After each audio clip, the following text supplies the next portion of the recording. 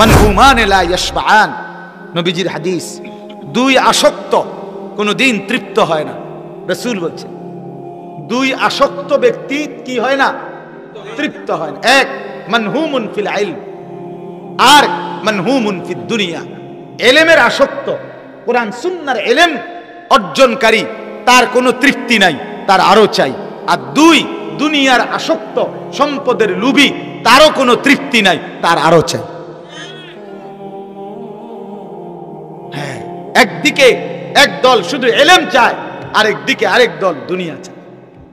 যে মনে করেন আমাদের অনেক, আপনারাও বলবেন, এটা সবাই স্বীকৃতি দিবেন, অনেক মানুষের দেখবেন তাসবিহ পড়ে, মাঝ বয়সী মুরব্বী, 33 বার সুবহানাল্লাহ, 33 বার আলহামদুলিল্লাহ, 34 বার আল্লাহু আকবার। এটা মোটামুটি সবাই পড়ে, ঠিক কিনা বলে? কিন্তু অনেক লোকের দিকে আপনি তাকাইয়া দেখেন, চাচারা মুরব্বীদের মধ্যে বেশি এই অভ্যাস। এই যে 100 দানার তাসবিহটা 100টা পড়ছে, মানে মিনিটের মধ্যে নাই, মিনিট আমার মনে হয় না 60 সেকেন্ড লাগে। সুবহানাল্লাহ সুবহানাল্লাহ সুবহানাল্লাহ সুবহানাল্লাহ আলহামদুলিল্লাহ আল্লাহু আকবার আল্লাহু আকবার, শেষ, খালাস। হ্যাঁ, শেষ। এটা কি? এটা কি কইলেন আপনি? এটা কি ধরনের তাসবিহ পড়লেন? আল্লাহ তাআলা, রাসূলুল্লাহ সাল্লাল্লাহু আলাইহি ওয়াসাল্লাম এইভাবে তাসবিহ পড়ছে। আপনি কল্পনা করেন তো, আপনার বিবেক কি বলে? আপনার একেবারে কোরআন সুন্নাহর দলিল পরে কইতেছে, আগে আপনি বিবেক কি কয়? এই বুঝি নবী তাসবিহ পড়ছে আলহামদুলিল্লাহ আলহামদুলিল্লাহ এভাবে, তো আপনি দিলে মেশিনের মতো পড়েন, আপনি তো তাড়াহুড়া করেন কেন বলেন? এটা সুন্নাত না, এটা সৌন্দর্যময় না, বরং তাসবিহের সুন্নত হলো প্রত্যেকটা উচ্চারণ করতে হবে এক নিঃশ্বাসে একবার। কয় নিঃশ্বাসে কয়বার? সুবহানাল্লাহ সুবহানাল্লাহ সুবহানাল্লাহ সুবহানাল্লাহ সুবহানাল্লাহ আলহামদুলিল্লাহ আলহামদুলিল্লাহ আল্লাহু আকবার আল্লাহু আকবার আল্লাহু আকবার। আমার হুজুরের শায়েখকে একবার আমি বলছিলাম যে হুজুর এমনি তো সময় বেশি লাগে। হযরত আমাকে উত্তর দিছে, দারুণ উত্তর। বলছে, মাওলানা সময় কি আপনার আব্বার? সময় আপনার বাপের? কথা বলেন না কেন? তো সময় কার? তো আল্লাহর দেওয়া সময় আল্লাহর নাম উচ্চারণের জন্য একটু বেশি ব্যবহার হইলে আপনার অসুবিধা কি? হ্যাঁ, আপনার সমস্যা কি? এই জন্য এটা খেয়াল করবেন। অনেক মানুষ, কথার প্রসঙ্গ আসছে দেখে বললাম, অনেক মানুষ 4 রাকাত সুন্নত পড়ে যে মেশিনের মতো। আরে কি আশ্চর্য কথা! ওড়ে কখন, সেজদা দেয় কখন, রুকু দেয় কখন। আমার কাছে মনে হয় তাব্বাত ইয়াদা কুল হু আল্লাহ, কুল আউযু বিরাব্বিল ফালাক, কুল আউযু বিরাব্বিন নাস, এই 4টা সূরা মনে আলগা ফইরা আইছে, রাইখা আইছে, আর এনে শুধু উড়ে আর নামে, উড়ে আর নামে। পরে মনে ফেরেশতারে দায়িত্ব দিছে চাচায়, যে ফেরেশতা আমি যে আলগা সূরাটি ফইরে রাখছিলাম, এডির লগে তুমি মিলাইয়া লইও, যেটার লগে যেটা খাড়ে। নাহলে এত তাড়াতাড়ি জাপানি মেশিন লাগাইলো 4 রাকাত নামাজ এত তাড়াতাড়ি শেষ হইবার কথা না, আর চায় না হইলে তো সম্ভব না। আশ্চর্য, এটা খামখেয়ালি। এজন্য বাপ ওযু, গোসল, নামাজ, বন্দিগি, জিকির, তেলাওয়াত, রুকু, সেজদা, হর আমল, প্রত্যেকটা আমল ধীরে সুস্থে সৌন্দর্যের সাথে করা চাই। আপনাকে শিখতে হবে, আহসান শিখতে হবে, সৌন্দর্যময় বানাইতে হবে, খামখেয়ালি করলে হবে। 60 বছরে 2 রাকাত নামাজ সুন্দর করতে পারলেন না, কি করলেন? 60 বছরে 3 তাসবিহ সুন্দর করে পড়তে পারলেন না, তো কি শিখলেন আপনি? আপনি কি শিখলেন বলে? ইনসাফ কি বলে? আমাদের দেশে বলে, আমরা লাকসাম নাঙ্গলকোটের দিকে, দাদা কইছে বাইনতাম দান, বাইনতে আসি উদা দান। উদা দান বুঝেননি? কি রে কয়? ভিজা দান, ভিজা, ভিজা দান রে কয় উদা দান। ও দাদান বাইন নাইলে মানে এই ঢেকির মধ্যে যতই আপনি ঢেকির মধ্যে কি করে বান্ধে, ও ভিজা ধান, ধানের থেকে চাল আলাদা হয় না। কথা বুঝেন নাই? এই জন্য এটা গুরুত্বপূর্ণ বিষয় যে আপনি শুধু উদাদান বানাইলে হইতো না, তার মানে আপনি ভুল অশুদ্ধ আপনার মন মতো আপনার ইবাদত করলেই হবে না, প্রতিনিয়ত আপনাকে সুন্দর করার চেষ্টা করতে হবে। ইবাদত, আমল, নামাজ, রোজা, ওযু, গোসল, জিকির, তেলাওয়াত সৌন্দর্য করার জন্য মৃত্যু পর্যন্ত চেষ্টা করা উচিত। এটার থেকে কেউ কোনোদিন অমুখাপেক্ষী হয় না। এই কথাটা খুব গুরুত্বপূর্ণ, মনে রাখবেন। বুঝছেন কিনা দেখেন। অর্থাৎ যত বড় আলেম হোক, নিজের আমল সুন্দর করার ক্ষেত্রে তৃপ্তি হওয়ার কোনো সুযোগ নাই যে না আমি এখন যেভাবে নামাজ পড়ি এত সুন্দর ওইটারে না, তাহলে তো এটা আপনি তৃপ্তি হয়ে গেলেন। কথা বোঝেন না আমার? না, এটা মুমিনের জন্য উচিত। বরং আপনাকে আরো সুন্দর করার, আরো সুন্দর করার, আরো দামি বানানোর চেষ্টা করুন, আরো চেষ্টা করতে হবে। আমার বাপ, খামখেয়ালি করবেন না। যে নামাজ পড়ে না সে তো পড়েই না, তাকেও বলা দরকার। যে তাসবিহ পড়ে না সে তো পড়েই না, যে জিকির করে না সে তো করে না। কিন্তু তাই বলে বহু মানুষে তো নমাজে পড়ে না, এই কারণে আপনি অশুদ্ধ পড়বেন নাকি? কথা বলেন না কেন?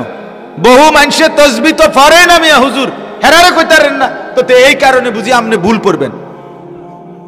বহু মানুষে আপনি আল্লাহর জিকির করে না, কোরআন শরীফ তেলাওয়াত করে না, এই কারণে আপনি কোরআন শরীফ অশুদ্ধ পড়লেও আমি মাইনা নিতাম নাকি? এটা ইনসাফের কথা হইল? এইটা অনেকে বুঝতে চায় না।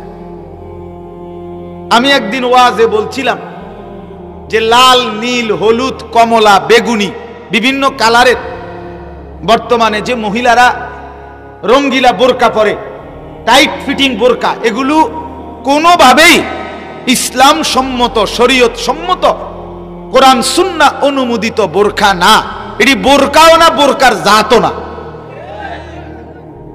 এগুলো বোরকা না। এগুলো আরেকটা থ্রি পিস, বেডির শরীরে থ্রি পিস দুইটা, একটা ভিতরে এটা আর এটার রূপে আরেকটা গাও দিছে। এটা মূলত দুটাই থ্রি পিস। বোরকা এত টাইট হয় না, বোরকা এত রঙ্গিলা হয় না, এটারে কোনো বোরকা বলে না। এটা আরেকটা কি থ্রি পিস। আমরা যেমন ভিতরে একটা গেঞ্জি গাও দিছি, পূর্বে আরেকটা জামা গাও দিছি। আপনারা একটা ভিতরে গেঞ্জি গাও দিছেন, পূর্বে একটা শার্ট গাও দিছেন। এ বুড়িও ভিতরে একটা জামা গাও দিছি, এটার উপরে আরেকটা জামা গাও দিছি। আর কি? তো বোরকা হইতে হবে ঢিলে ঢালা, বোরকা হইতে হবে কালো, বোরকা হইতে হবে উপরের পাট্টাটা একবারে হাঁটু পর্যন্ত নোয়ানো, বোরকা হইতে হবে এমন এতটা ঢিলে ঢালা যেন শরীরের গঠন বোঝা না যায়। মহিলাটা চিকন না মোটা, লম্বা, বেটে এটা বোঝা যাবে না। বিশেষ করে তার অঙ্গ প্রত্যঙ্গ বোঝা যাইতে পারবে না, নাই তো এটা বোরকা না। এখন আমি এটা বলার পরে একজন এরকম মাঝখান দিয়ে কইছে, হুজুর বেশি কইলে তো বেডিয়ে ইডিও ফিনতো না। তখন আমি বললাম, চাচা এর মানে কি? এই কথার দ্বারা আপনি কি বলতে চাইছেন? এই কথার দ্বারা আপনি কি এটাই বুঝাইতে চাইছেন যে তাইলে আমরা এটা মেনে নেই? কথা বলেন না কেন? শরীয়ত বহির্ভূতটাও আমি মেনে নেই? না না, কেউ না মানুক, একেবারে এই পৃথিবীর একজন মানুষও, একটা মুসলিম নারীও বোরকা পরে না, তাই বলে কি আপনি আল্লাহর হুকুম, শরীয়তের বিধানের মধ্যে কিছুটা ছাড়, কিছুটা ঘাটতি, কিছুটা কমাইয়া বলতে পারবেন যে বেডা মানসি মোড়ে কি করে না, জোর আসরে পরে না, আপনি আইসেন ফজর লইয়া মানে যাতায়াতি করতেন মিয়া, আর রাহেন ফজর পরে বাঁচতে পড়বো, আগে জোর পড়ান, এটা বললে ইমান থাকবে নি? কথা বলেন না কেন? মানুষে তো শুক্রবারে নামাজে পড়ে না, আপনি আইসেন মিয়া 5 ওয়াক্ত লইয়া এনে বাড়াবাড়ি, এটা বললে হবে নি? দিন দিন কেউ মানলো এর দূর, কেউ না মানলো কি।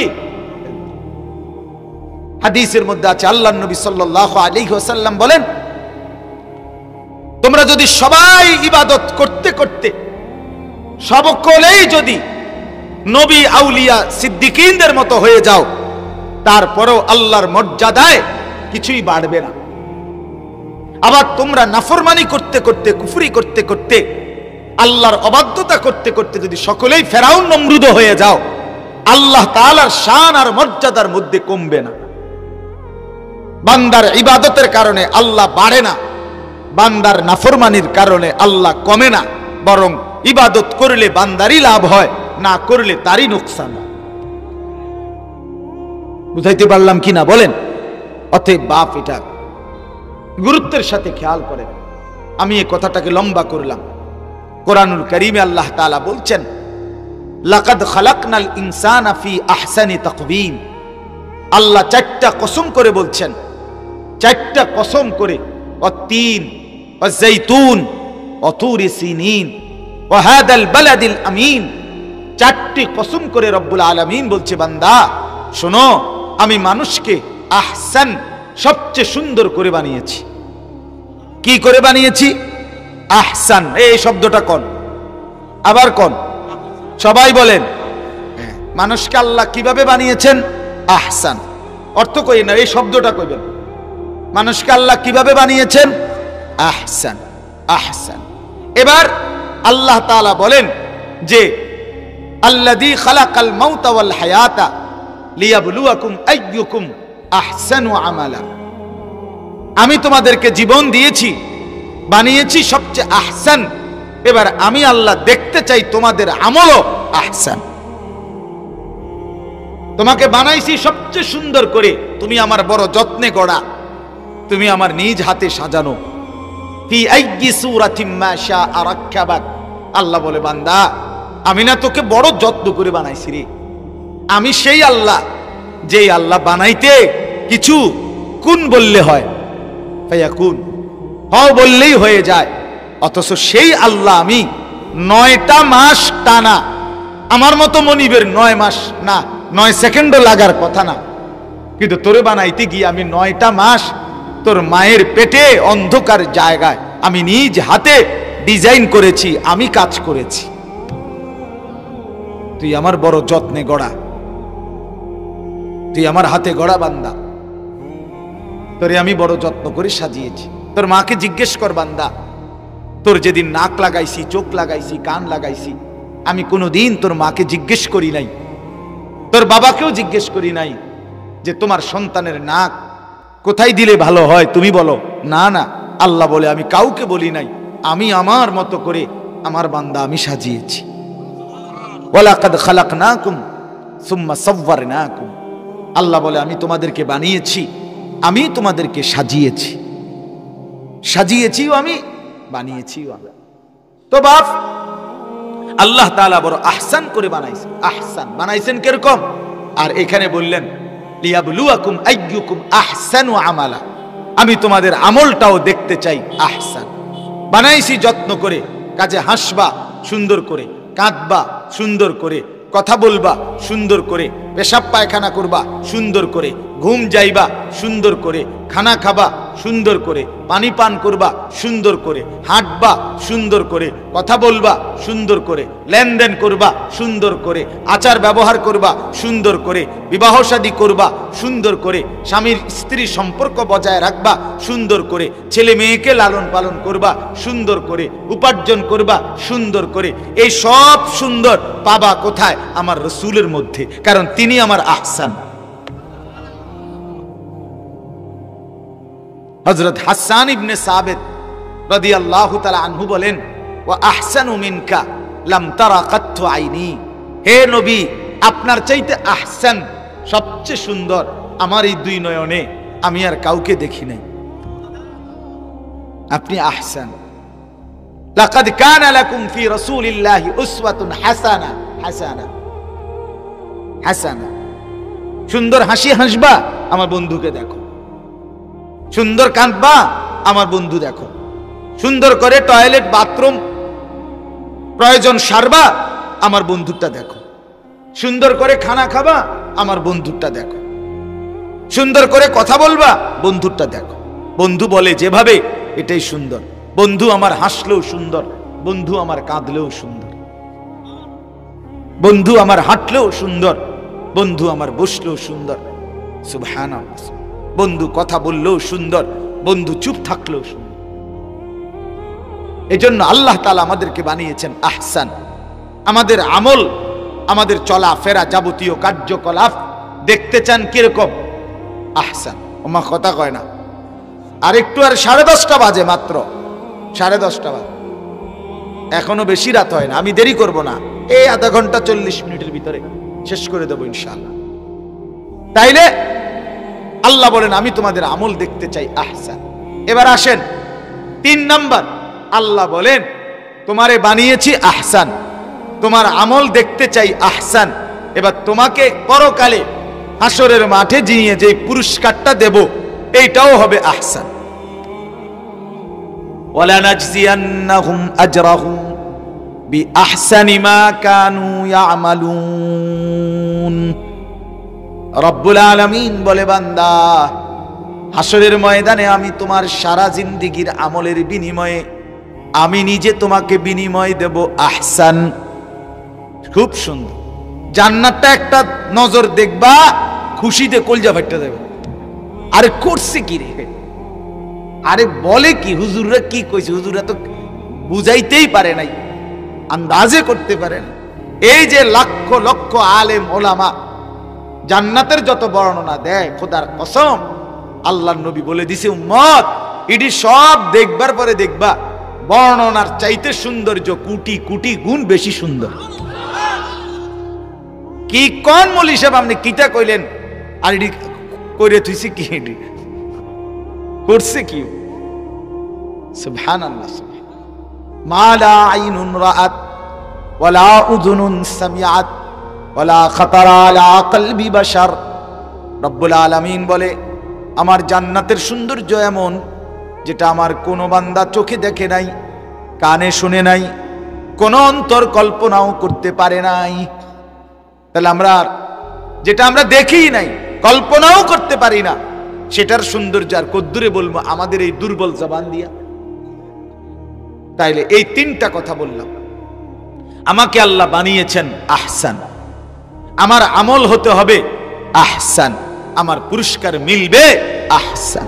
বলেন, আমাকে আল্লাহ বানিয়েছেন, আমার আমল হতে হবে, আমার পুরস্কার মিলবে।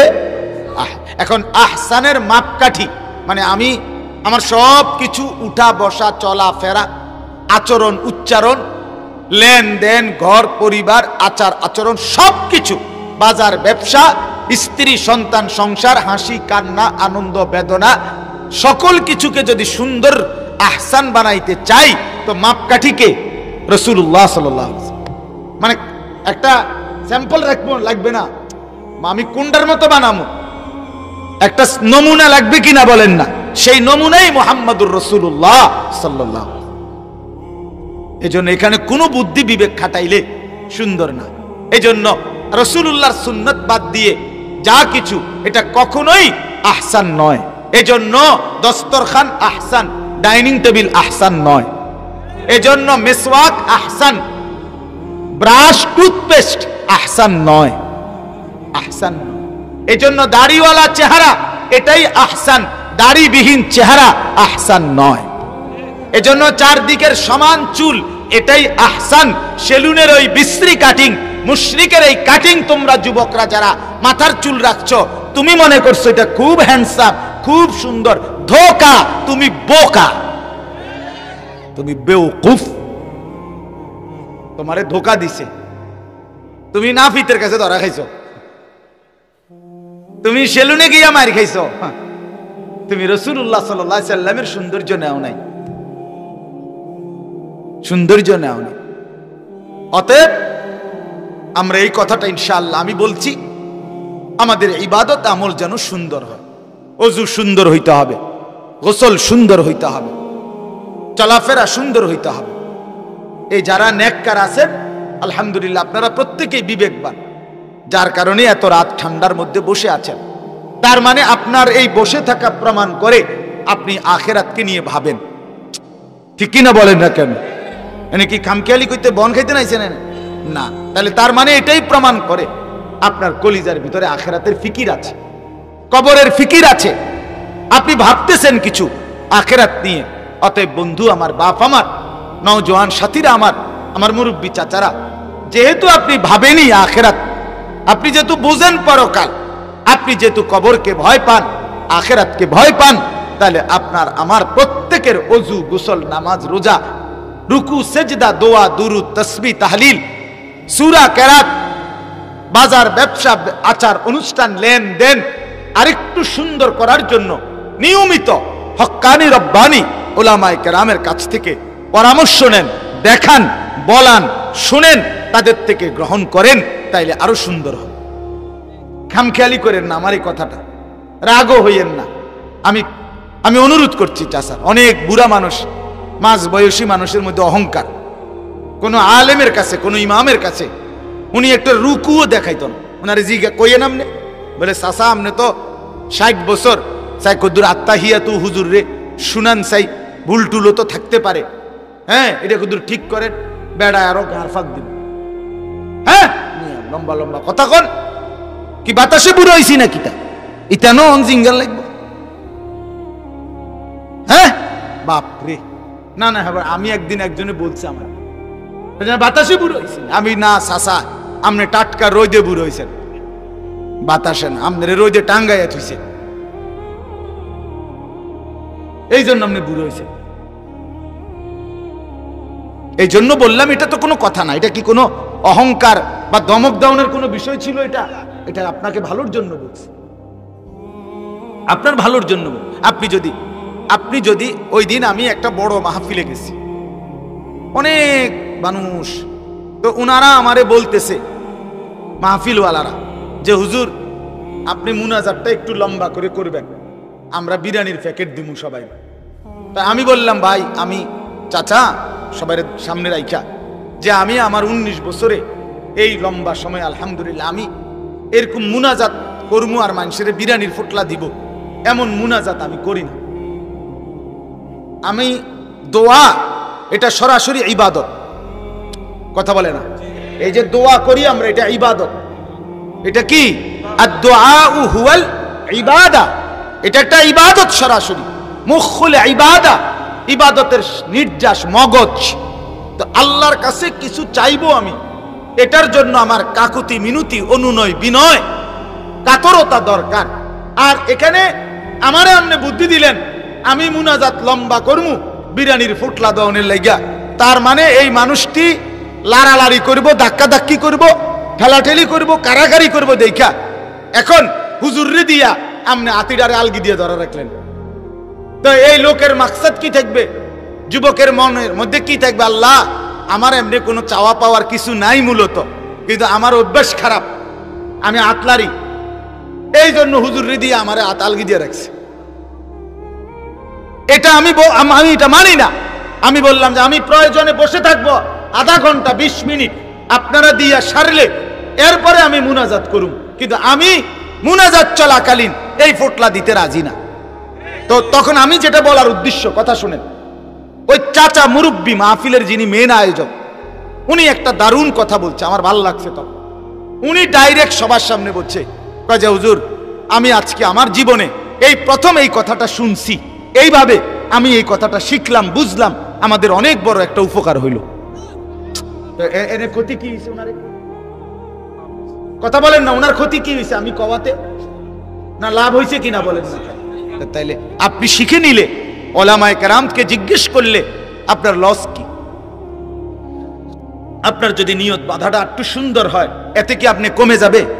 আপনার রুকুটা যদি একটু সুন্দর হয়, আপনার সেজদাটা যদি আরেকটু সুন্দর হয়, কত মুসল্লি আপনারা দেখেন মিয়া, আমনে একটা দিন 4 রাকাত নামাজে ফিসি দিয়া মসজিদে মানুষে যে সেজদা দেয়, আমনের একজন মানুষ আমি চ্যালেঞ্জ করলাম, আমনের আপনার ওই মসজিদে হোক, যে কোনো মসজিদে, আপনি সেজদার টাইমে আপনি সেজদা দিয়েন না, আপনি দূর দাঁড়াইয়া ছাইয়া থাকবেন সবগুলো কাতারে, মানুষের ঠ্যাংডির কি অবস্থা দেখবেন, বহু লোকের 2 ঠ্যাং উড়েন না আসেনি, মানে আমি দেখছি নিজের চোখে, ঠ্যাঙালগি দিয়ে থুইছে। তো 2 পা উঠে ফেললে তো নামাজ সাকেত হয়ে যায়, নামাজ ফাসেদ হয়ে যায়, নামাজ বাতিল হয়ে যায়। তাহলে বেটার একটু বেখেয়ালির কারণে একটু ঠিক করে দিলে, এই কথাটা জানায় দিলে ক্ষতি কি ছিল? কথা বলেন না কেন? ওই চেয়ারে বসে অনেকে নামাজ পড়ে দেখবেন, নামাজ পড়ে না।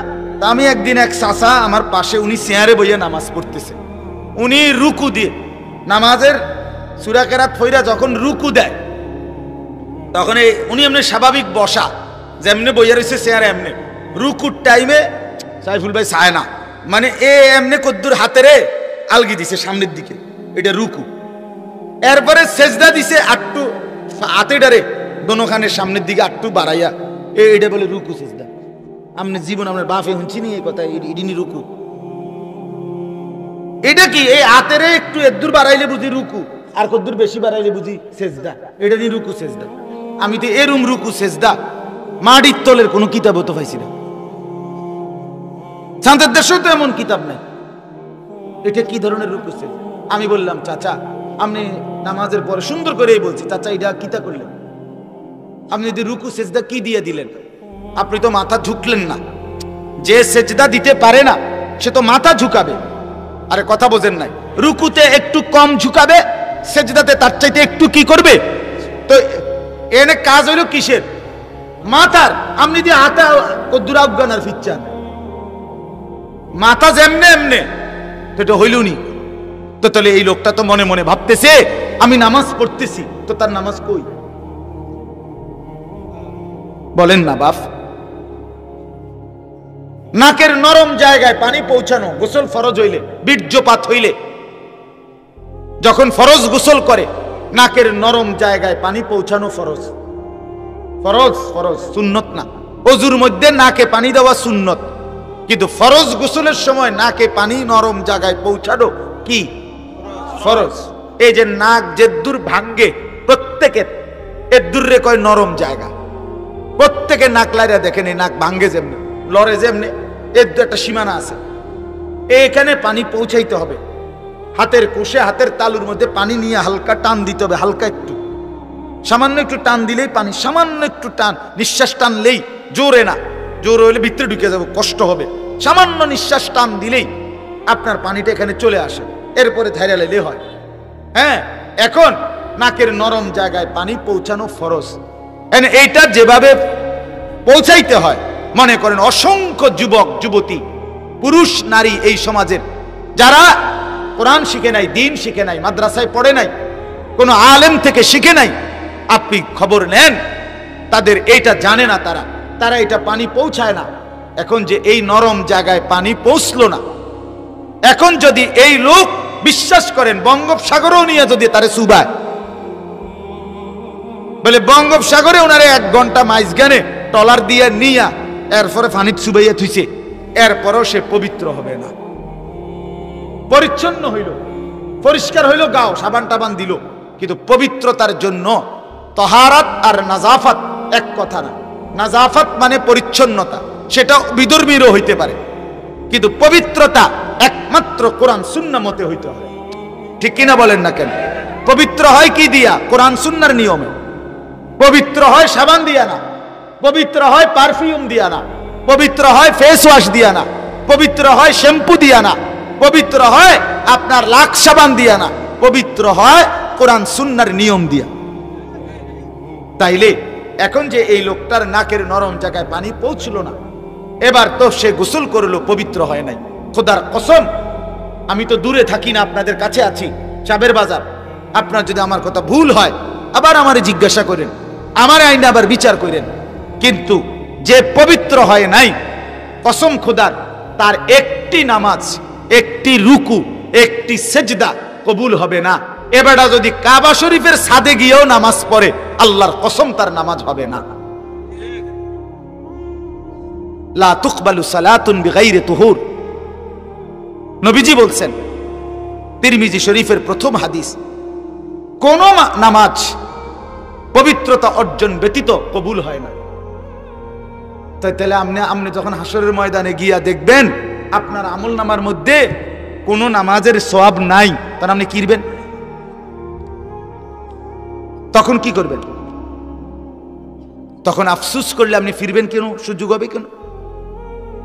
ওয়া আন্না লাহু যিকরা, কোরআনুল কারীমে আছে, আল্লাহ তাআলা বলেন, প্রত্যেকটা মানুষ হাসরের ময়দানে জাহান্নামকে যখন দেখবে, ওয়াজিআ ইয়াউমাইদিন বিজাহান্নাম, জাহান্নামের দিকে যখন তাকাবে, আল্লাহর ফেরেশতারা যখন জাহান্নামকে টেনে আনবে, ইয়াউমাইদিন ইয়াতাযাক্কারুল ইনসান, আল্লাহ বলে প্রত্যেকটা মানুষ তখন তার দুনিয়ার হায়াতের সমস্ত কাজকর্মের কথা, ভালো মন্দ কথা মনে পড়বে।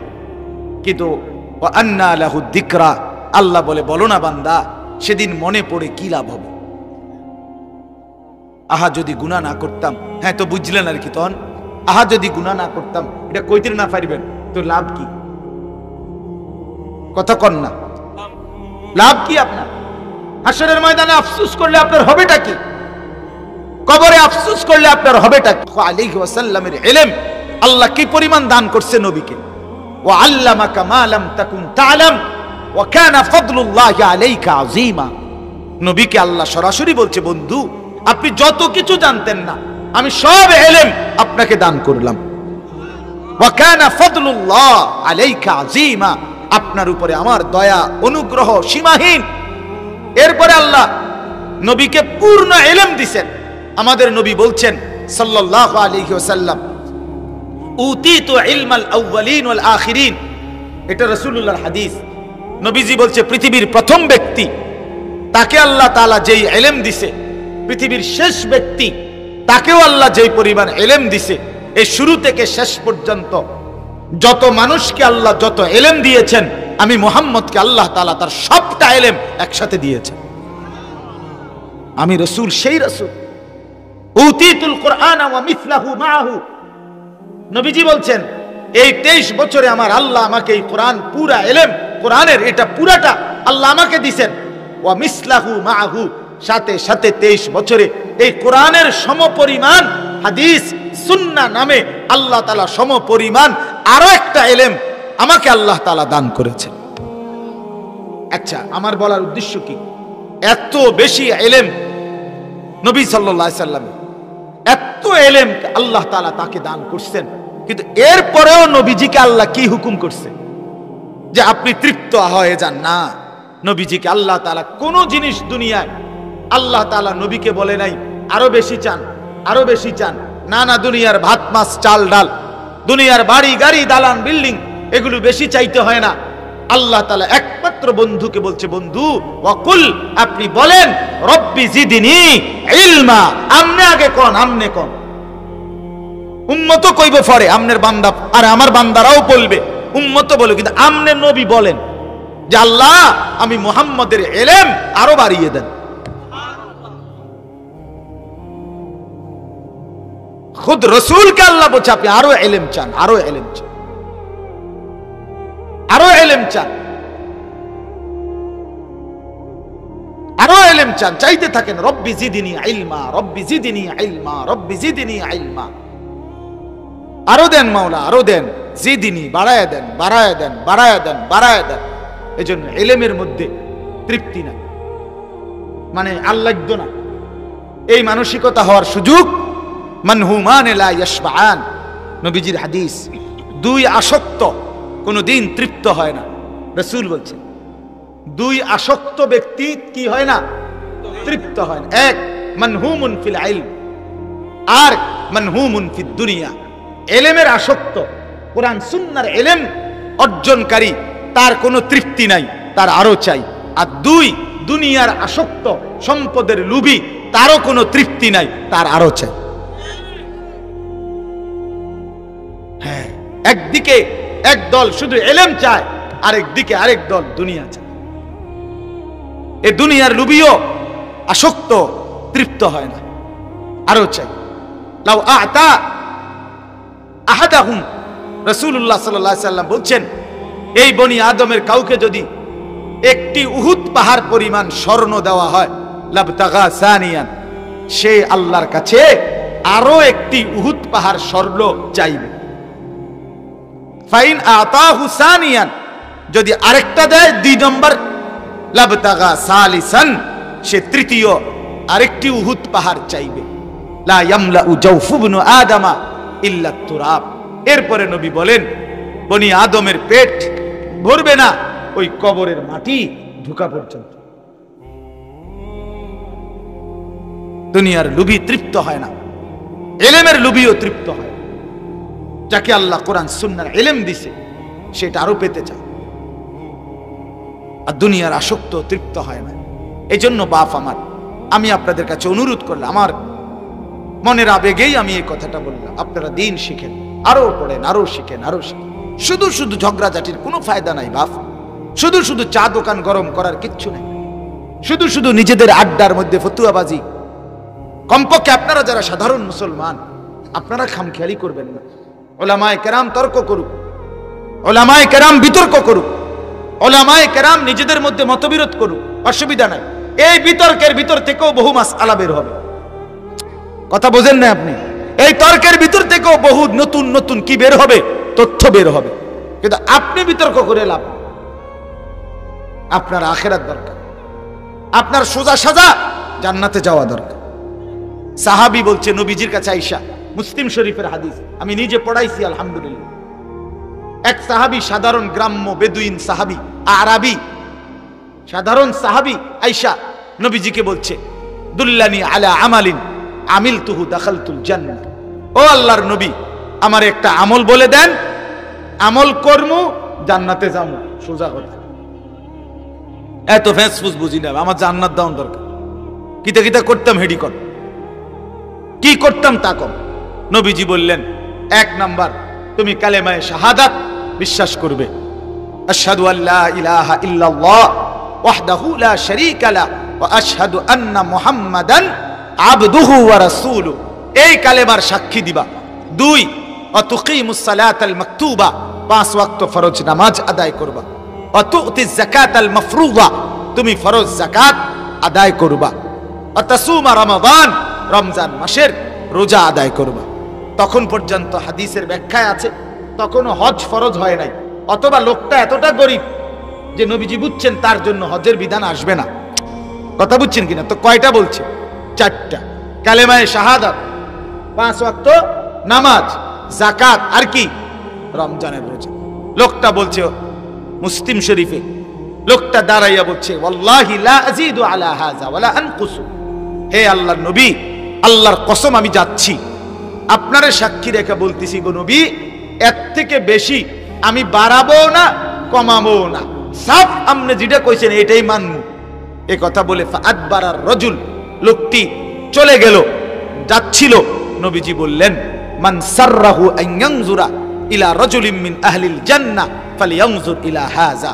এই সাহাবীরা, এই এখন তোমরা যদি মাটির উপরে, জমিনের উপরে কোনো জান্নাতি বান্দা দেখে নয়ন চোখ জুড়াইতে মন চায়, এরে দেখো,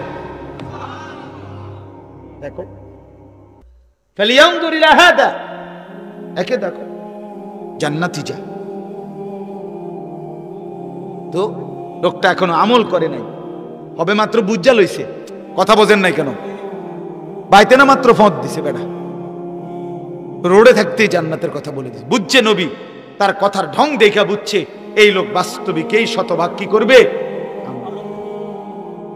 আমাদের তো বদভ্যাস, আও হুজুররা কইতে লাগলে কয়, ও এ কত বড় বেয়াদব, তুই কি কইলা এটা, ঠিক কিনা বলেন না কেন?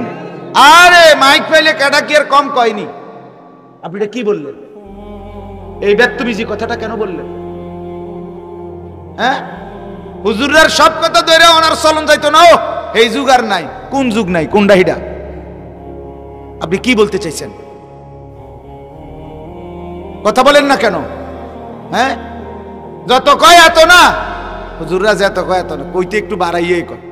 কেমনে বুঝছেন? আপনি বেহেশতের থেকে ঘুরে আইছেন নাকি, না জাহান্নামের ফিডা খাইয়া আইছেন একদম? তার আপনি কেমনে বুঝলেন যে না ফিডে দেখছি, কিন্তু এইভাবে এত শক্ত বাইর দেন, হালকা ফিডা দেন? এই কথাগুলো বলা, এটা ইবলিসি কথা না? এটা শয়তানের কথা কিনা বলেন না কেন? ইমানদার তো এটা বলে না, মুমিন তো বলে আমান্না, মেনে নিলাম। মুমিন তো বলবে আসলাম না, গ্রহণ করলাম। ইব্রাহিম আলাইহিস সালাম, আল্লাহ তাআলা ওনাকে 70টা পরীক্ষা করছে। কয়টা? আমি নিজে পড়ছি তাফসীরে, 70টা পরীক্ষা করছে, কঠিন থেকে কঠিন।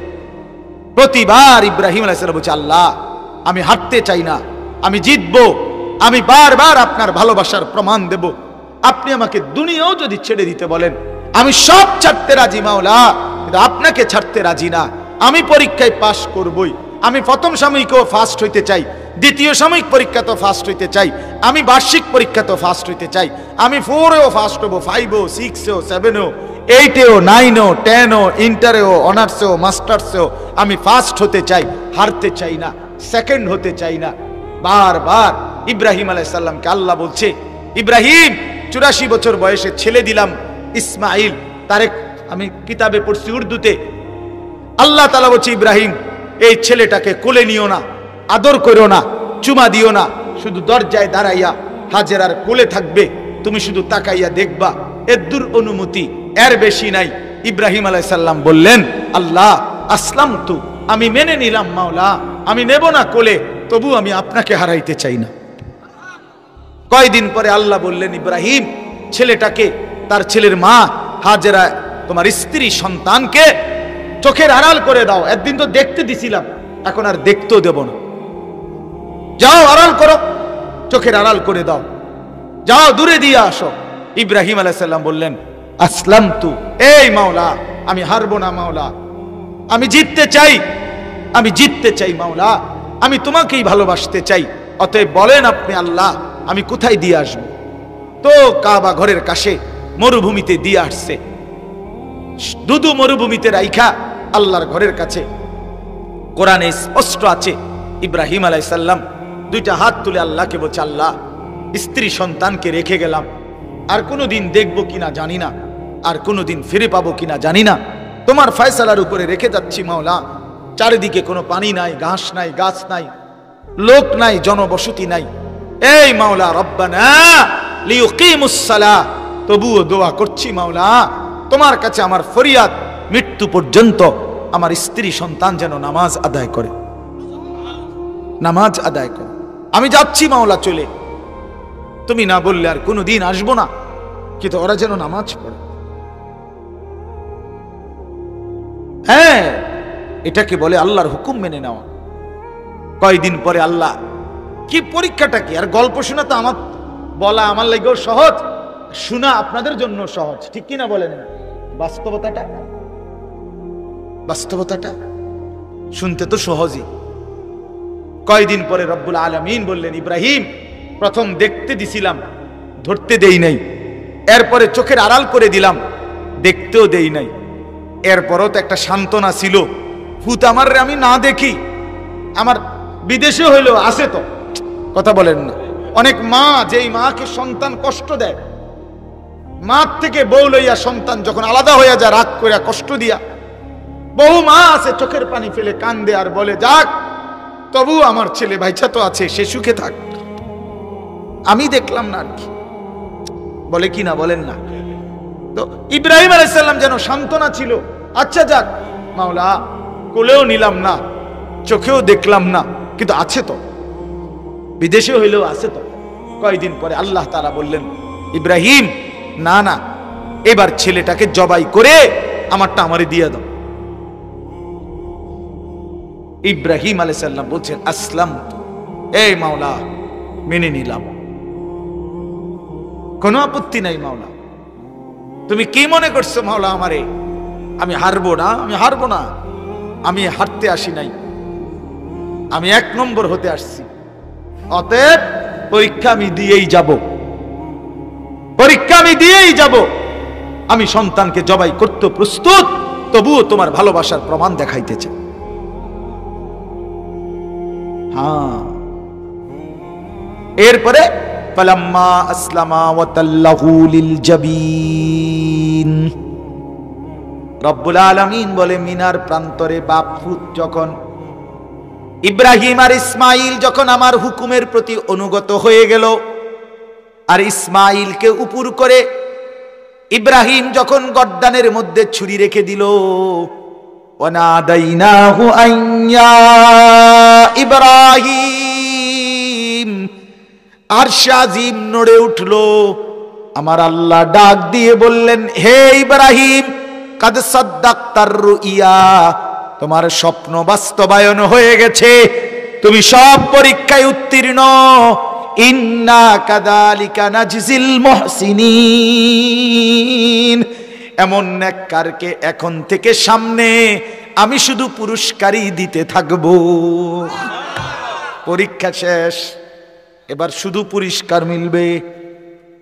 হাজেরাও মিলবে, ইসমাইলও মিলবে।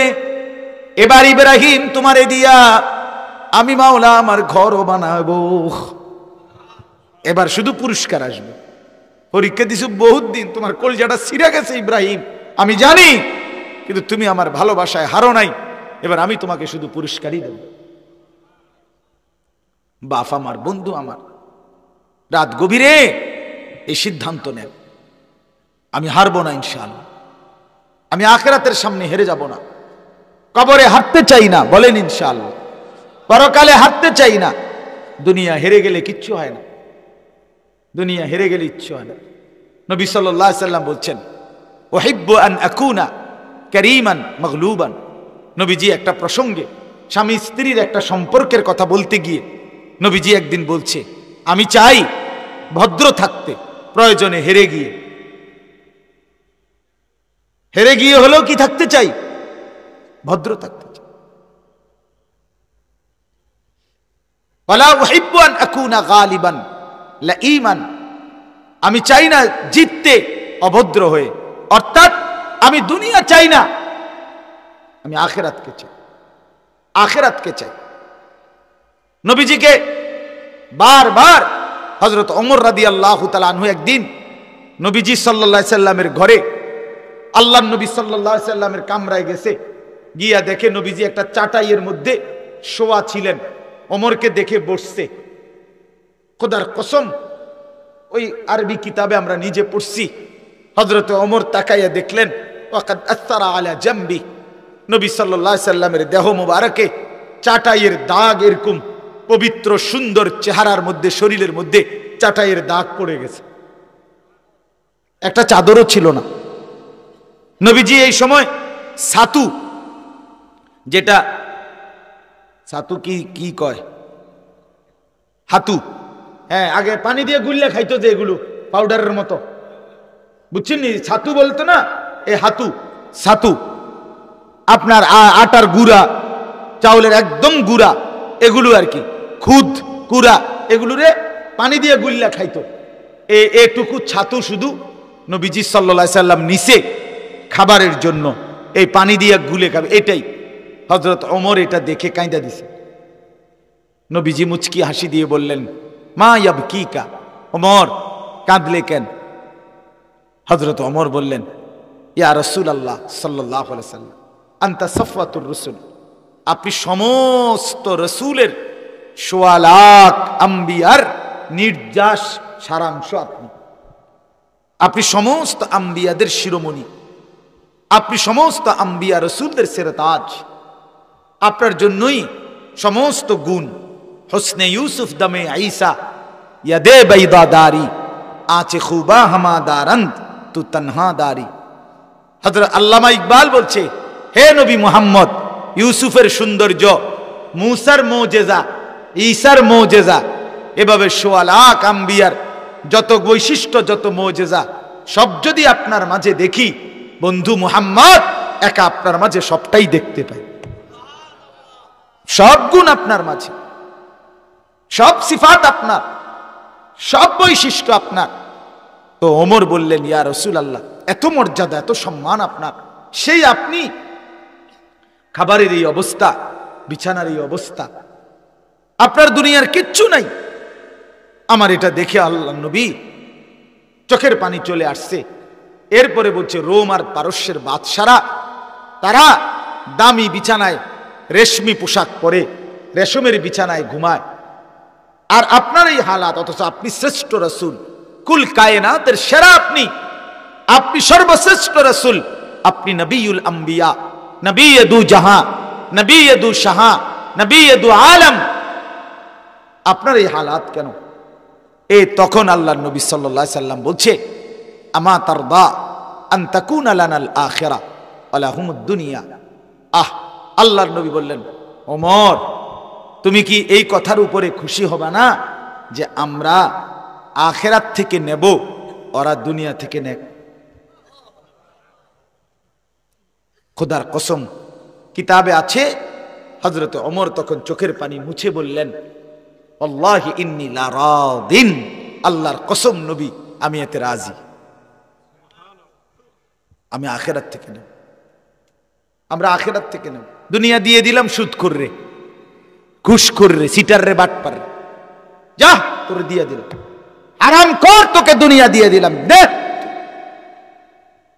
বেবিচারী, মদখোর, নেশাখোর, জুয়ারি, তোরে দুনিয়া দিয়ে দিলাম, যা। আমি জান্নাত থেকে নেব ইনশাআল্লাহ, আখিরাত থেকে নেব, পরকাল থেকে নেব। আমাদের সারা বাংলাদেশের কত লক্ষ লক্ষ ইমাম, কত লক্ষ মুয়াজ্জিন 6,000, 8,000, 10,000 টাকা কতটা টানা হেসরা করে সংসার চালায়। একটা আশায় আছে শুধু, মালিক আপনার ঘরের গোলামি করছি, বিনিময়ে আখিরাতে দিয়েন। আল্লাহ যেন হাত বুলায় দেয়, আল্লাহ যেন বলে ঠিক আছে তোরে আমি আখিরাতেই দেব,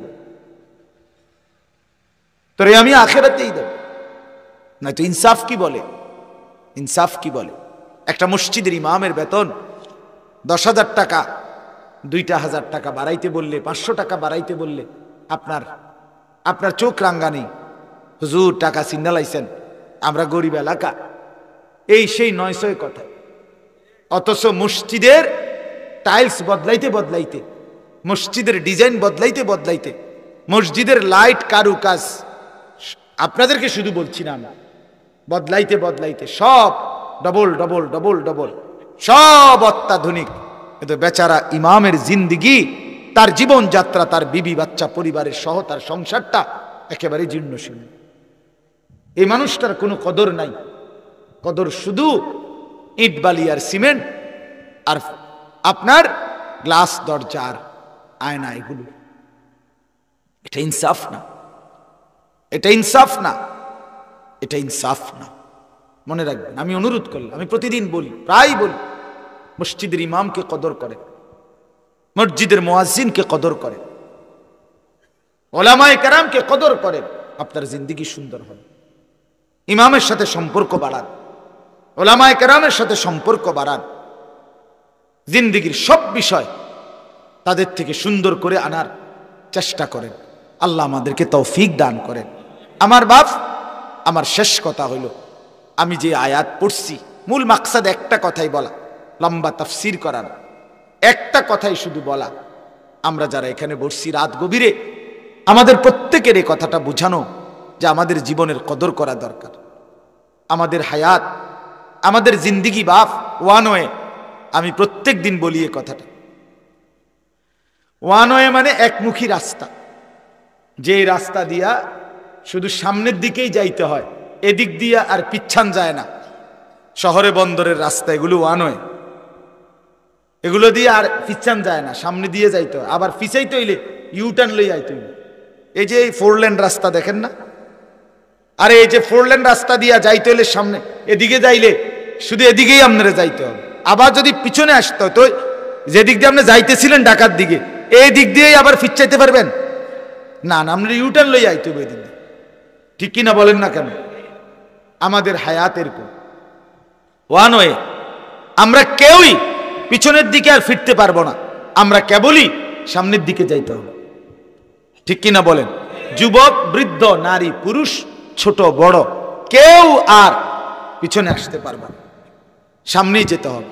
আপনারা বলেন ইনসাফের সাথে, আজকের যেই দুপুরটা চলে গেছে, এই দুপুর আজকের দিনের এইটার মধ্যে আর আমরা কোনোদিন ফেরত যাইতে পারবো?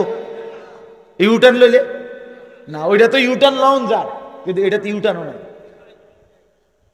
আপনি কোন দিয়ে ইউটার্ন লইবেন? গতকালকে ফেরত যাইতে পারবেন? কি দিয়ে ইউটার্ন লইবেন? নাই, এখানে কোনো ইউটার্ন নাই, এখানে শুধুই ওয়ান ওয়ে, একমুখী। সবাই কবরের দিকে, সবাই আখিরাতের দিকে, সবাই আখিরাতের দিকে, সবাই পরকালে। অতএব এটা চির সত্য, এটা চির বাস্তবতা। আপনাকে আমাকে মরতেই হবে, হাসলেও কাঁদলেও, বুঝলেও না বুঝলেও, স্বীকার করিলেও স্বীকার না করিলেও, চোখ বন্ধ রাখলেও চোখ খোলা রাখলেও, অভাবে থাকেন আর দারিদ্রতা থাকেন আর সচ্ছলতা, ধনী প্রাচুর্যের মধ্যে থাকেন, মরতে আপনাকে হবেই। যুবক ভাই, তুমি খেয়াল করলেও মরে যাবা, বেখেয়ালি হলেও মরে যাবে, এটাই সত্য। মৃত্যুবরণ করতেই হবে, মাটির কাছে মাটি জমা দিতেই হবে। গতকালকে সকালবেলা ভোরে ফজরের ওয়াক্তে আমার আপন জ্যাঠা, বড় জ্যাঠা মারা গেছে। আমি আমার জ্যাঠার জানাজা পড়াইছি জোহরের পরে, ও নাঙ্গলকোট লাকসাম কুমিল্লা।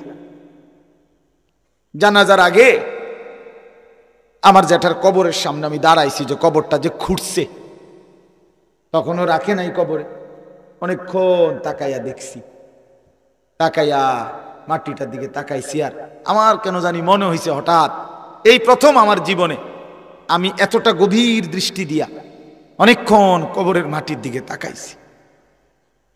তাকাইবার পরে আমার কাছে মনে হয়েছে মাটিটা আমার যেন বলতেছে, আনিস, তোর জ্যাঠারে বানাইবার জন্য আমি এখান থেকে একটু মাটি দিছিলাম, আমার মাটি আজ আবার আমি ফিরায় নিলাম।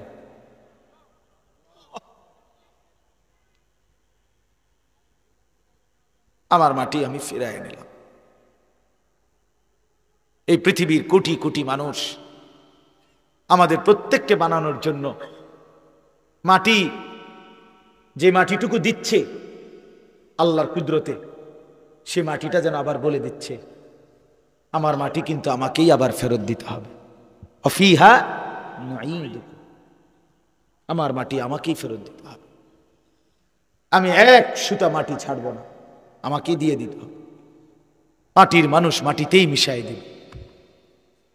এই জন্য বাপ, আমি আপনাদের কাছে অনুরোধ করছি, রাত গভীরে আপনারা প্রত্যেকেই মৃত্যুর জন্য, আখিরাতের জন্য, পরকালের জন্য ফিকির করেন, নিজের ভালো, নিজের পরিবর্তন করেন। আমিও আপনিও চলেন ভালো হই, চলেন বদলে যাই, চলেন জিন্দিগিটা সুন্দর করি, জীবনটা কাজে লাগাই। 5 ওয়াক্ত নামাজ কেন পড়বেন না? যুবক ভাই, তোমরা ফজরের নামাজ কেন পড়বা না? আল্লাহর সাথে কেন নারাজ হলে? আপনাদের স্ত্রী পর্দা কেন করবে না? হালাল কেন খাবেন না? ঘরের মধ্যে রঙিন টেলিভিশন আর কতদিন চলবে? নাচ গান আর নর্তকী কতদিন নাচবে? বলেন না বাপ, ইনসাফের সাথে ভাবেন। এই জন্য পরিবর্তনের মানসিকতা নিয়ে যদি বুঝ আসে, দিমাগ আসে, আমাদের ভিতরে যদি এই বিবেক জাগে যে আমার বদলানো দরকার, ভালো হওয়া দরকার, আখিরাতকে দামি বানানো দরকার, কবরকে দামি বানানো দরকার, খোদার কসম, তাহলে আমাদের সামনে নিজের আখিরাত, কবর, পরকাল দামি বানানোর লম্বা, সুবর্ণ, সুন্দর, চমৎকার একটি সুযোগ একদম মুখামুখি। সেটাই হলো মাহে রমজান। নিজেকে দামি বানানো, নিজের কবর আখিরাতকে কি বানানোর? দামি। রমজান মাস, আর এটাই আজকে উদ্দেশ্য বলা। চলেন সিদ্ধান্ত নেই, এই আগত রমজান, আল্লাহ হায়াত দিলে আল্লাহর কাছে ভিক্ষা চাই সবাই মিলে, আর আল্লাহর কাছে বলি, আল্লাহ এই রমজান পর্যন্ত হায়াত দেন, আর রমজান গুনাহমুক্ত কাটাইয়া আপনার বন্দিগি শতভাগ আদায় করে আল্লাহ মুত্তাকি হতে চাই, জান্নাতি হতে চাই। সিদ্ধান্ত নিলে সম্ভব, সম্ভব কিনা? সম্ভব। এজন্য মাহে রমজানকে কদর করেন, আগত রমজানের জন্য প্রস্তুতি নেন, একদম কাছাকাছি।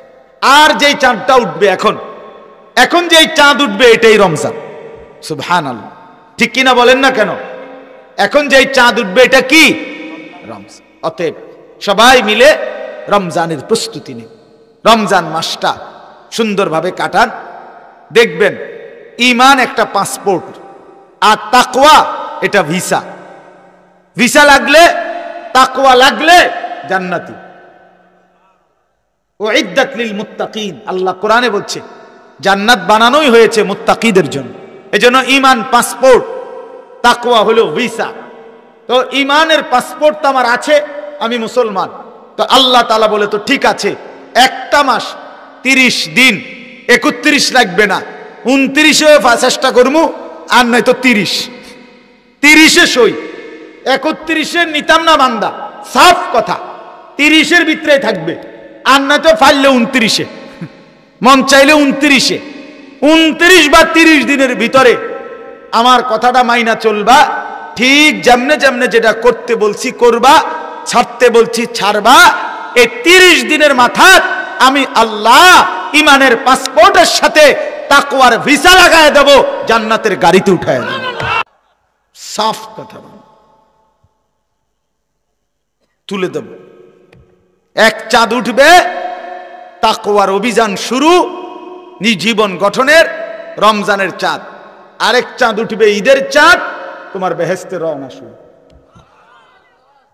আমার দাদা রোজার আগে গ্রামে দাদা একটা মসজিদ করে দিছিল, আরো আগের কথা বলতেছি। তো দাদা মসজিদের কাম শেষ করছে রোজার আগে, পুরা রমজান দাদা মসজিদে ছিল, নামাজ পড়ছে, এতেকাফ করছে, আল্লাহ বিল্লাহ করছে। ঈদের দিন দাদা নামাজ পড়ে এসে আমার চাচারে কইছে, আলী হোসেন আমার চাচার নাম, হোসেন আমার একটা রিক্সা আইনা দে, আমি আমার শ্বশুর বাড়ির যাবো। দাদা বুড়া মানুষ, আমার চাচায় হাসি দিছে, দূর আমনে বুড়া বয়সে কীর্তেন শ্বশুর বাড়ি যাবেন, কোনায় আমনে শ্বশুর বাড়ি আসেনি কেউ বাচ্চা। চাচা এতটা গুরুত্ব দেয় নাই। আমার দাদা আমার স্বাস্থ্য বাইরে হাতে ধইরা আমার দাদাই বলতেছে, কয় না তুই চল, তুই হেতে আমার রিস্কা আইনা দিত না, কিন্তু দাদা জামুই আজকে শ্বশুর বাড়ি।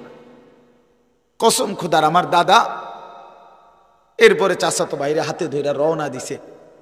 এ কদ্দুর গেছে, আর এই ঈদের দিন দাদা পড়ে গেছে, বেহুশ হয়ে গেছে। সন্ধ্যাবেলা দাদা কবরে চলে গেছে। দাদা আমার শ্বশুর বাড়ি চলে গেছে। এজন্য রব্বুল আলামিন বলে, বান্দা মাহে রমজানে আমি বদলে দেব, তোমাকে তাকওয়া দেব, জান্নাত দিয়ে দেব, 30 দিনেই পাসপোর্টের সাথে ভিসা লাগায় দেব। তাকওয়া লাআল্লাকুম তাত্তাকুন। এজন্য আমিও আপনিও ইনশাআল্লাহ পরিবর্তন চাই, ঠিক আছে না? ইনশাআল্লাহ আপনার চলাফেরা দ্বারা, কথাবার্তা দ্বারা, আপনার রমজানের প্রস্তুতি, ইবাদত আমল দ্বারা যেন বোঝা যায় যে আপনি সারা বছরের ব্যস্ততার চাইতে রমজানটা কমপক্ষে একটু আলাদা, আখিরাতের জন্য একটু বেশি সময় দিতেছেন, এটা যেন বোঝা যায়, ঠিক আছে না? ইনশাআল্লাহ খামখেয়ালি না করি, অবহেলা না করি। আল্লাহ তাআলা আমাদেরকে তৌফিক দান করেন। 5 ওয়াক্ত নামাজ সুন্দরভাবে পড়বেন। রাত্রিবেলা 20 রাকাত পূর্ণ তারাবি, রমজান মাস পুরা মাস পড়বেন, বলেন ইনশাআল্লাহ। পূর্ণ 20 রাকাত তারাবি। তারাবি শুধুই 20 রাকাত। তারাবি কয় রাকাত? না না, শুধুই 20 রাকাত। তারাবি কয় রাকাত? আমি যেমনি কইছি হেমনে কর, শুধুই 20 রাকাত। বলেন কয় রাকাত? তারাবি শুধুই 20 রাকাত। 8 রাকাত তারাবি হয় না, 12 রাকাত তারাবি হয় না, ওইগুলো নফল নামাজ, ওগুলো আলাদা নফল নামাজ। তারাবি শুধুই 20 রাকাত, বুঝছেন না?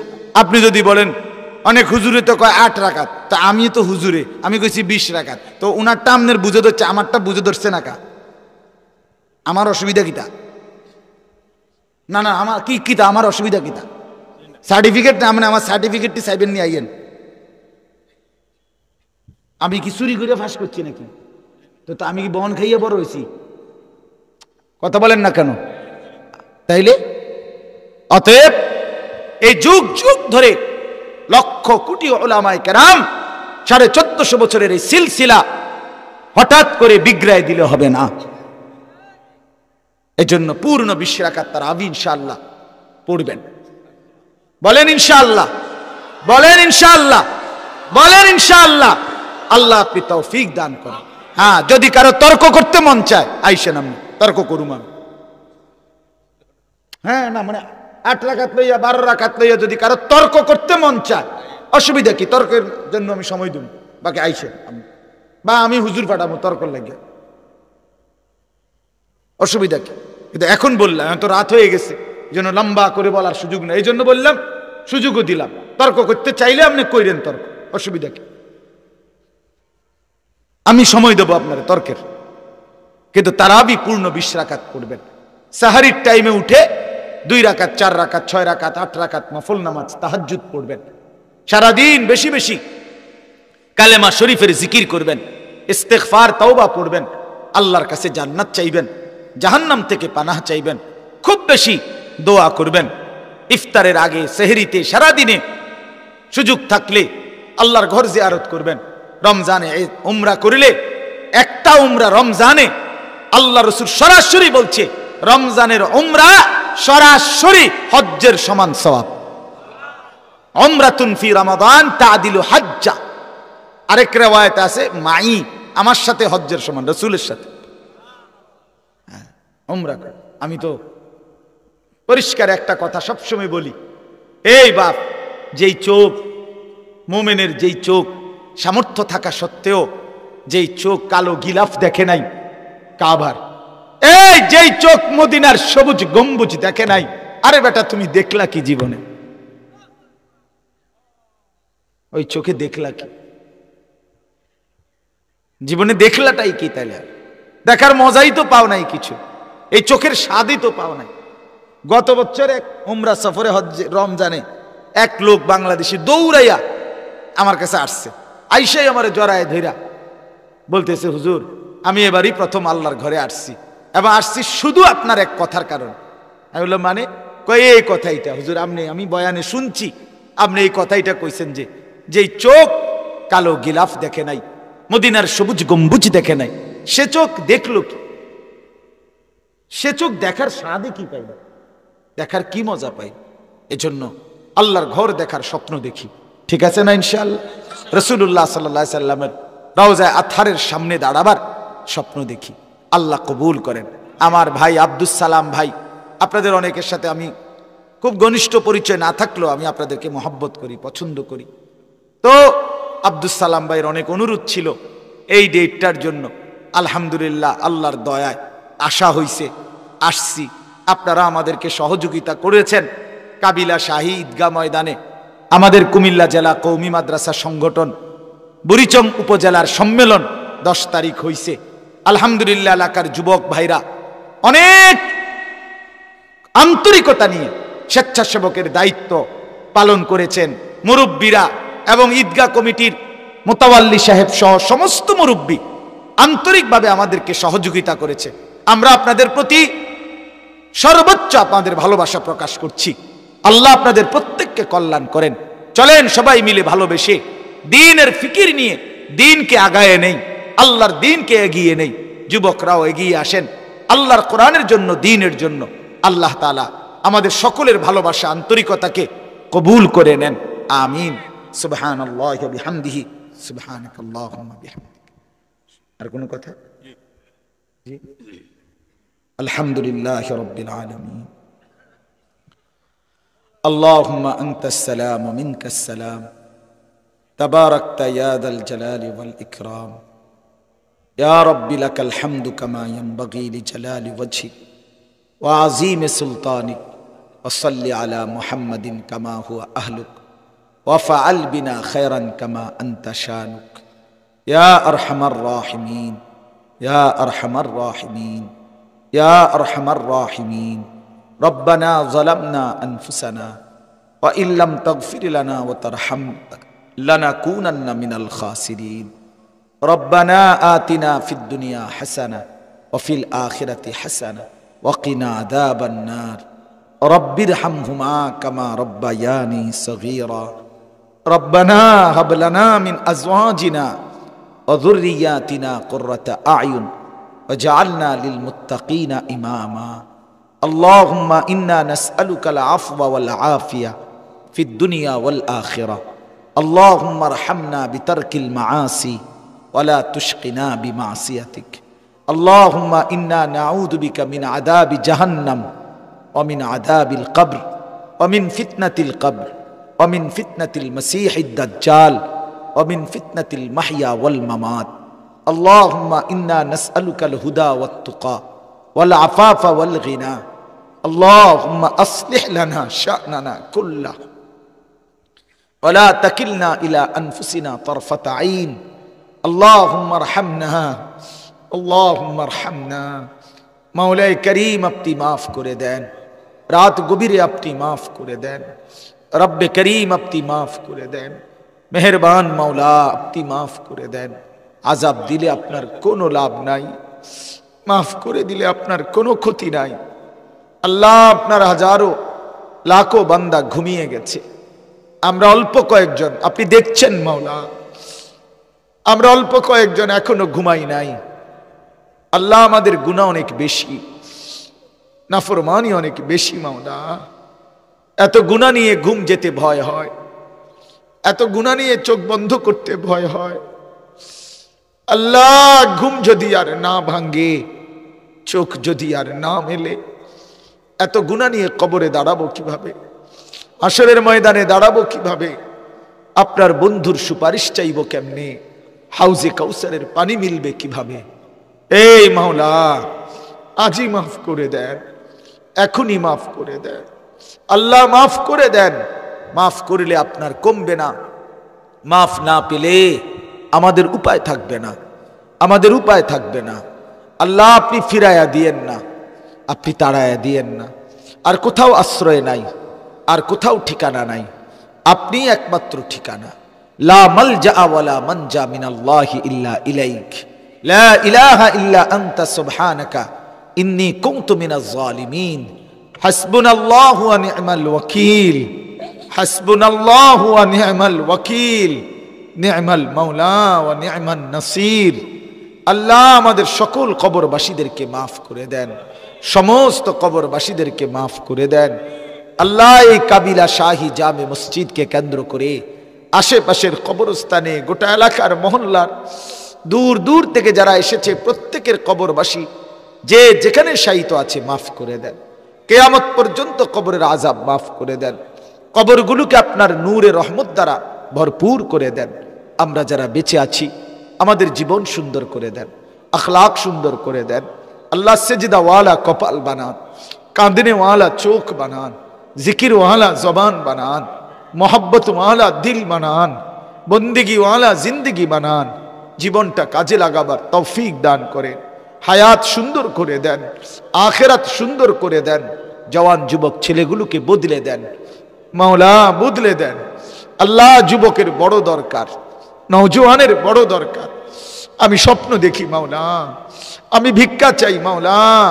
প্রতিটা যুবক আপনার দিকেই ফিরবে, প্রতিটা নওজওয়ান ইমাম মাহদির পক্ষেই লড়বে, প্রতিটা যুবক দাজ্জালের বিরুদ্ধেই লড়বে, প্রতিটা যুবক সেজদা করবে। আমি স্বপ্ন দেখি মাওলা, এই এলাকার আশপাশের সমস্ত নওজওয়ানদেরকে কবুল করেন। আমার মুরব্বী বাবা চাচাদেরকে আরো বেশি হায়াত দারাজ করেন, আরো নেক আমলের তৌফিক দান করেন। অসুস্থ বিমারি যারা, শিফা করে দেন, শিফা করে দেন। যে যেই বিমারি, শিফা করে দেন, সুস্থতার হায়াত দান করেন। পর্দার আড়ালের মা বোনদেরকে পর্দা পুশিদা দান করেন। আবেদা সালিহা মা ফাতেমা রাবেয়া বসরিয়ার মতো জিন্দিগি দান করেন। আল্লাহ, আশপাশ সহ এখানে মাদ্রাসার সমস্ত তালিব ইলমদেরকে কবুল করে নেন। আল্লাহ, আগামীকাল এসএসসি পরীক্ষা, আল্লাহ দাখিল পরীক্ষা, অনেক ছেলে মেয়ে দোয়া চেয়েছে। আল্লাহ, সমস্ত ছেলে মেয়েদেরকে কামিয়াব করে দেন। আল্লাহ, সারা দেশকে নিরাপদ করে দেন। প্রতিটা মানুষকে আল্লাহ আপনি সহি সালামতে নিরাপত্তা দান করেন। প্রবাসী বাবা ভাইদেরকে সহি সালামতে নিরাপদে থাকবার তৌফিক দান করেন। আল্লাহ, যে যেই মাকসাদে দোয়া চেয়েছে সকলের নেক মাকসাদ পূরণ করে দেন। এই মাহফিলকে যারা আয়োজন করছে, করে, প্রত্যেককে উত্তম বিনিময় দান করেন। একটি টাকা সহযোগিতা যে করেছে, একটি সহযোগিতারা মুচকি হাসি যে দিয়েছে, আল্লাহ আপনি তাকেও উত্তম বিনিময় দান করেন। আল্লাহ, যে যেভাবে জুড়েছে, কেউ টাকা দিয়ে, পয়সা দিয়ে, বুদ্ধি দিয়ে, পরামর্শ দিয়ে, আল্লাহ মাহফিল খানা কবুল করেন। কাবিলা শাহী জামে মসজিদ আপনি কবুল করে নেন। আল্লাহ, এই মসজিদের জায়গা দিয়ে, জমি দিয়ে, টাকা দিয়ে, পয়সা দিয়ে যুগ যুগ ধরে যারা খেদমত করেছে, করছে, প্রত্যেককে কবুল আর মনসুর করেন। আল্লাহ, আল্লাহ আপনি কবুল করেন, মনসুর করেন, রহম করেন, করম করেন। কাবিলা ঈদগাঁও আপনি কবুল করেন, ঈদগাঁও আপনি কবুল করেন। মসজিদের মুসল্লিদেরকে কবুল করেন, ঈদগাহের মুসল্লিদেরকে কবুল করেন। পাশের কবরস্থানের সমস্ত কবরবাসীদেরকে মাফ করে দেন। আল্লাহ, আমাদের প্রত্যেকের সাথে ভালোবাসা মহব্বতের সম্পর্ক করে দেন। আল্লাহ, আপনি কবুল আর মনসুর করেন। আল্লাহ, আমাদের সংগঠনের সম্মেলনে যাদের অনুমোদন, যাদের সহযোগিতা, যাদের বুদ্ধি, যাদের পরামর্শ ছিল মাওলা, প্রত্যেককে আপনি উত্তম থেকে উত্তম বিনিময় দান করেন। আজকের এই মাহফিলের সমস্ত দান, সাদাকা, সহযোগিতা সব আপনি কবুল করে নেন। অসুস্থ বিমারীদেরকে শিফা করে দেন। কামাই রুজিতে হালাল বরকত দান করেন। রব্বির হামহুমা কামা রাব্বায়ানি সগীরা। সুবহানা রাব্বিকা রাব্বিল ইজ্জাতি আম্মা ইয়াসিফুন ওয়া সালামুন আলাল মুরসালিন ওয়ালহামদুলিল্লাহি রাব্বিল আলামিন। আমার মাদ্রাসায় আগামী 2 তারিখ, মার্চ মাসের 2 তারিখ শনিবার মাসিক ইসলাহি মজলিস, ওই যে বিনন্দিয়ার চর, সাবের বাজার, গরু বাজারের পাশে। যাওয়ার সুযোগ হইলে যায়েন, আসরের থেকে এশা ইনশাআল্লাহ। সবাইকে দাওয়াত করলাম, আল্লাহ তাআলা তৌফিক দান করে।